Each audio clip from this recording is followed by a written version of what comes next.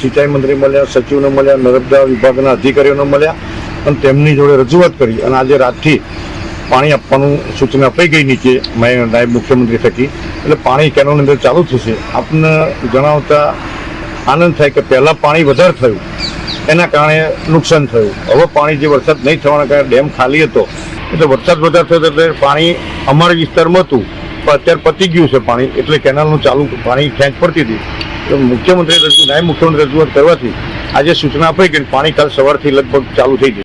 સિંચાઈ મંત્રી મળ્યા, સચિવને મળ્યા, નર્મદા વિભાગના અધિકારીઓને મળ્યા અને તેમની જોડે રજૂઆત કરી અને આજે રાતથી પાણી આપવાનું સૂચના અપાઈ ગઈ નીચે નાયબ મુખ્યમંત્રી થકી, એટલે પાણી કેનોલની અંદર ચાલુ થશે. આપને જણાવતા આનંદ થાય કે પહેલાં પાણી વધારે થયું એના કારણે નુકસાન થયું. હવે પાણી જે વરસાદ નહીં થવાના કારણે ડેમ ખાલી હતો એટલે વરસાદ વધારે થયો એટલે પાણી અમારા વિસ્તારમાં હતું પણ અત્યારે પતી ગયું છે પાણી, એટલે કેનાલનું ચાલુ પાણી ખેંચ પડતી હતી.